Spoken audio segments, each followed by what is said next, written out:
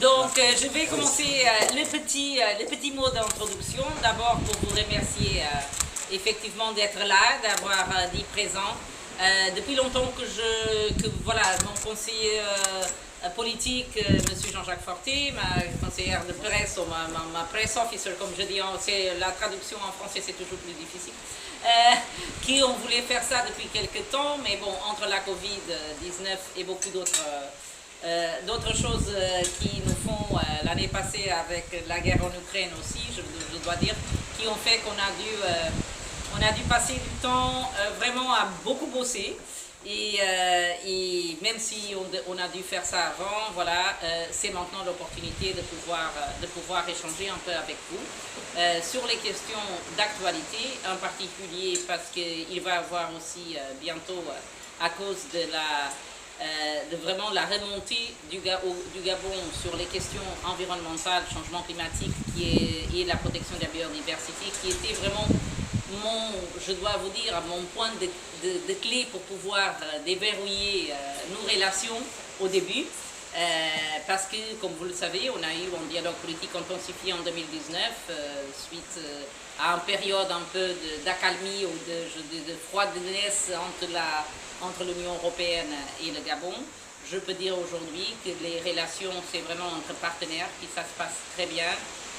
On a évidemment des questions difficiles à parler lors de nos dialogues politiques qui sont maintenant les dialogues politiques réguliers, donc il n'y a plus ces contraintes de dialogue politique intensifié qui étaient seulement sur les droits de l'homme, les violations des droits humains et des sublevations aussi après les élections de 2016. Donc on est dans une phase maintenant régulière et de dialogue qui est simple et de confiance, et on a pu retrouver cette confiance. Et donc là, c'est quelque chose qu'exactement on travaille maintenant à chaque dialogue politique et pendant toute l'année avec les différentes ministres sur ce dialogue politique qui se centre sur toutes les questions qu'on a signées dans l'accord de Cotonou, en commençant exactement pour tout ce qui est l'état de droit, la démocratie, les droits de l'homme, en passant en particulier aussi ici au Gabon pour aider le Gabon à cette place importante qu'il a déjà aujourd'hui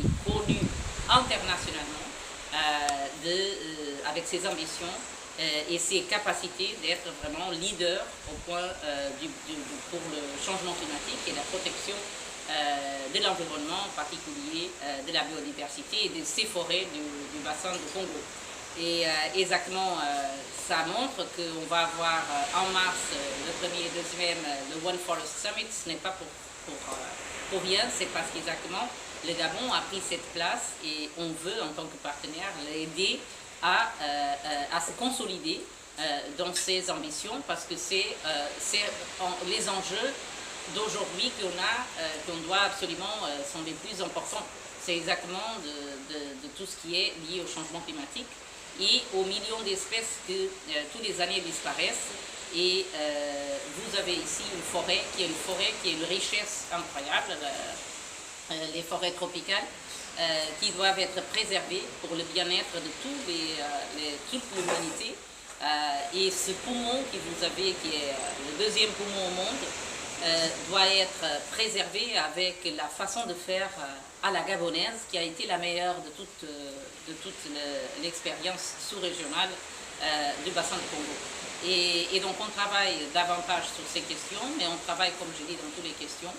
Et comme je disais même, évidemment, on est passé des moments difficiles pour tout le monde, la Covid-19, qui a évidemment mis tous les pays, y inclus le Gabon, dans une situation économique et financière difficile.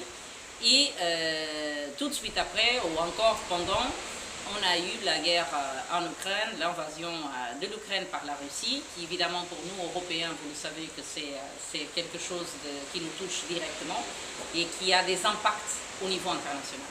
Et le Gabon n'est pas à l'abri ni du prix des denrées alimentaires. Donc encore après la Covid-19, ça vient cette guerre qui a des effets directs sur l'inflation de tous les produits. Soit alimentaire, soit énergétique, ça a un impact sur les populations énorme. Et donc ça c'est quelque chose qu'on travaille davantage avec le gouvernement, avec tous les acteurs gabonais et les partenaires internationaux pour aider le Gabon, évidemment, à outrepasser ces difficultés qui, on peut dire, sont globales, mais qui touchent directement aux familles gabonaises dans le cas du Gabon. Donc cet échange est vraiment pour avoir, comme je vous ai dit, on a aujourd'hui une relation de confiance avec le gouvernement. On peut parler, je disais ici à vos collègues, on peut parler de tous les sujets avec eux, il n'y a pas de tabou. Et évidemment, on n'est pas d'accord avec toutes les choses, mais on le dit, et on l'écrit même sur des conclusions du dialogue politique, on a dit qu'est-ce qu'on était d'accord et qu'est-ce qu'on n'était pas d'accord, mais ça ne veut pas dire qu'on ne doit pas et on ne peut pas se parler, bien au contraire. C'est la façon d'évoluer, et nous, on n'est pas là ni juge ni avocat, on est là pour accompagner au développement du Gabon. Et on ne peut pas imposer les choses. On doit avoir, comme je disais, l'importance d'avoir les autorités, la société civile, le secteur privé à bord avec nous dans tous nos projets de coopération qu'on a ici. Sinon, les objectifs ne sont pas atteints.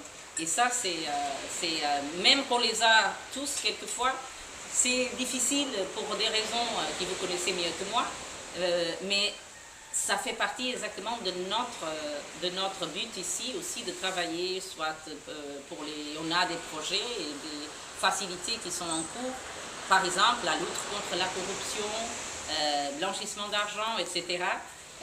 Donc ce sont des sujets qui on a été saisis même par le gouvernement pour travailler davantage parce que empêche beaucoup de fois exactement même nos projets d'avancer à cause de ça.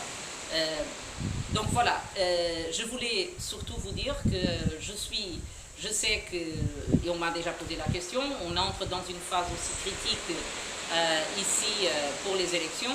C'était pas du tout à cause de ça qu'on s'est réunis aujourd'hui, mais je voulais vous dire de toute façon, il n'y a pas de tabou pour les échanges, pour nos échanges. Moi, on ne fait pas dans l'ingérence dans les affaires internes du Gabon. On est là pour accompagner et pour que tout se passe dans la stabilité, la paix. C'est ça l'objectif. Mon objectif principal et mon mandat, c'est la stabilité du pays. Parce que c'est un des rares pays dans la sous-région qui est stable. Et vous pouvez en être sûr de toute l'expérience de toute ma vie. Il n'y a pas de prix à payer la stabilité. Parce que dès le moment que vous avez une guerre, soit civile, soit quoi que ce soit, vous allez vraiment regretter pour tout le restant de la vie.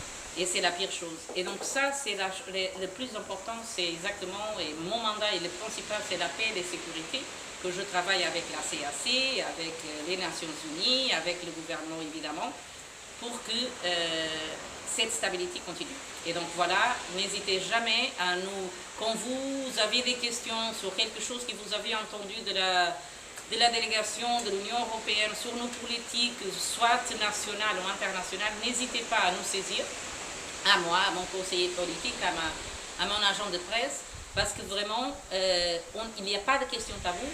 Ce que je n'aime pas, c'est on doit lutter contre la désinformation. Il y a beaucoup de désinformation pendant évidemment cette invasion de l'Ukraine par la Russie. Il y a eu des désinformations absolument incroyables sur beaucoup de choses. Et ça nous donne évidemment beaucoup de travail au siège et ici beaucoup de fois. Et on préfère être saisi et qu'on nous pose des questions, qu'on voit le jour après qu'on doit faire un démenti, qu'on doit dire et on doit démontrer par des faits. C'est beaucoup plus simple juste de nous demander et on peut vous envoyer tout de suite les faits, tous l'argumentaire pour montrer que c'est vrai ou c'est pas vrai. Mais de toute façon, je voulais surtout dire ça, pas de tabou. Vous êtes très important pour la stabilité du pays. On parlait de ça tout à l'heure, c'était très intéressant.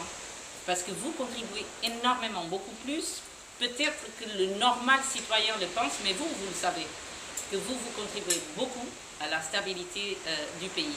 Et donc c'est pourquoi vous êtes tellement important et qu'on veut travailler avec vous sur cette formation des journalistes et on veut vous donner, et à vos collaborateurs en particulier, la possibilité de stabiliser cette façon d'informer et pour l'intérêt de tous les Gabonais et de votre pays.